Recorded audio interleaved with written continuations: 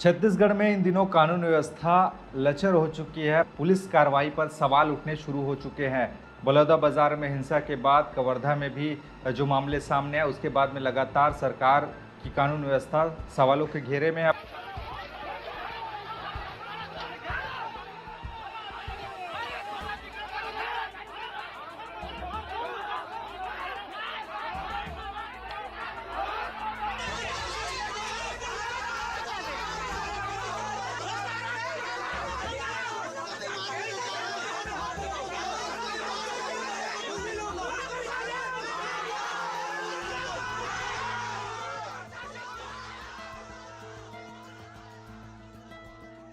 ताज़ा मामला बलरामपुर जिले से सामने आया है, जहां पर कोतवाली थाना में लोगों ने पथराव किया। पथराव इसलिए किया क्योंकि एक युवक ने वहां पर पुलिस कस्टडी में रहते हुए फांसी लगा ली बाथरूम में जाकर। बताया जा रहा है कि युवक कुछ दिनों पहले वहां अपनी पत्नी की गुमशुदगी का रिपोर्ट दर्ज कराने आया था। गुरुचरण मंडल नाम है उस युवक का जिसने फांसी लगाई है। बताया जा रहा है कि उसने दूसरी शादी की थी लड़की से। उसकी पहली पत्नी उसको छोड़कर चली गई थी।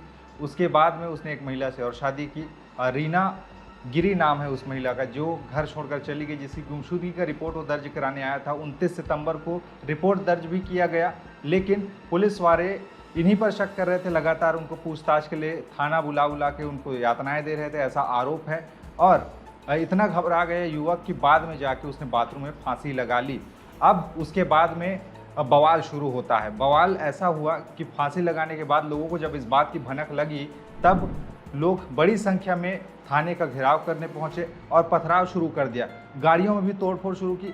पुलिस ने बचने के लिए आंसू गैस के गोले दागे। कानून व्यवस्था पर बड़ा सवाल उठ रहा है। चूंकि कृषि मंत्री वर्तमान में छत्तीसगढ़ के हैं, रामविचार नेताम, वो भी उसी क्षेत्र से आते हैं, वहीं से विधायक हैं, और उन्होंने भी वीडियो एक जारी किया है जिसमें वो शांति की अपील करते नजर आ रहे हैं। मेरे क्षेत्र के परिवारजनों, अत्यंत ही दुख का विषय है कि हम सभी के प्रिय गुरुमंडल का आकस्मिक निधन का समाचार हम सबको मिल रहा है। और ये घटना का निश्चित ही सबके मन में ही है कि यह मृत्यु जो है संदेहास्पद है, और इसलिए इसकी पूरी पारदर्शिता के साथ इसकी सही जांच हो और दोषियों के खिलाफ सख्त कार्रवाई हो। मैं आपसे यही आग्रह करना चाहूँगा कि इस जांच में आप पूरा सहयोग करें और पूरे शांति व्यवस्था बना के रखें, संयम से काम लें। कोई भी बड़ा से बड़ा भी कोई इसमें दोषी अधिकारी भी होगा तो उसे बख्शा नहीं जाएगा। हमने तत्काल इस बारे में पुलिस अधीक्षक से, वहाँ के कलेक्टर से हमने बात किया है और निर्देश भी दिया है कि जो दोषी अधिकारी, जो थाना प्रभारी वहाँ का है, उसे तत्काल उसे निलंबित किया जाए, जिससे कि जांच जो है सही हो सके। मैं पुनः आपसे यही आग्रह करना चाहूँगा कि अभी पूरा पीएम रिपोर्ट आने तक आप संयम बना के रखें, संयम बरतें और किसी भी प्रकार से कानून को अपने हाथ में ना लें। ये सरकार आपकी सरकार है। ये पूरा दोषी व्यक्ति कोई भी होगा उसे बख्शा नहीं जाएगा।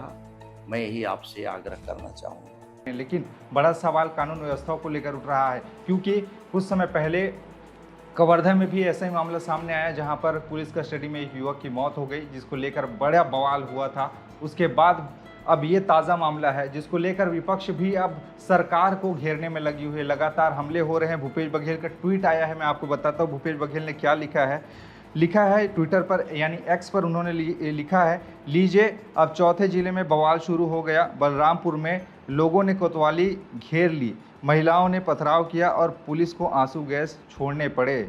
क्या हो रहा है विष्णुदेव जी आपके राज में, ये सवाल पूछा है। वहीं आगे उन्होंने लिखा है, 3 जिलों के कलेक्टर एसपी को कानून व्यवस्था न संभाल पाने के कारण हटाया जा चुका है, कितनों को बदलेंगे, ये भी सवाल पूछा है। वहीं आगे उन्होंने और लिखा है कि इससे अच्छा तो आप अपने नाकारा साबित हो चुके हैं, गृह मंत्री विजय शर्मा को बदल दीजिए। यानी गृह मंत्री विजय शर्मा पर लगातार सवाल उठ रहे हैं, क्योंकि जिस क्षेत्र से वो आते हैं, कवर्धा से, वहाँ भी उनके गृह जिले से भी बड़ा मामला सामने आया, चूँकि उसको भी देखा है लोगों ने। अब बलरामपुर में जो मामला सामने आया है उसके बाद में भी अब सरकार का रवैया और उनकी कानून व्यवस्था सवालों के घेरे में। बहरहाल इस पूरे मामले में कार्रवाई तो हुई है, टीआई को सस्पेंड कर दिया गया है और एक आरक्षक को भी सस्पेंड किया गया है, वहाँ के एसपी ने इन्हें सस्पेंड किया है।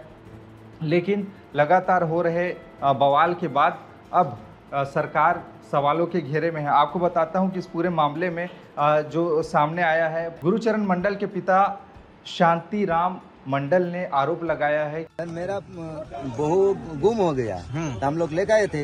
लेकर के बाद मेरा एक बार उठा के लाया 15 दिन पहले। उन लोग जो है मेरा बहुत मारपीट किया। फिर 15 दिन 20 दिन वैसे मेरा अंदाज बता रहा है। फिर हम लोग का बुला है, बुलाने का बाद काल ऐसे मारपीट मेरा किया ना, बेटा का भी ऐसे मारे, बहुत मारे। फिर आज मेरा नातिन सुजल है तो 17 साल का, बोल रहा है कि तो नातिन को आज पिछाई देंगे।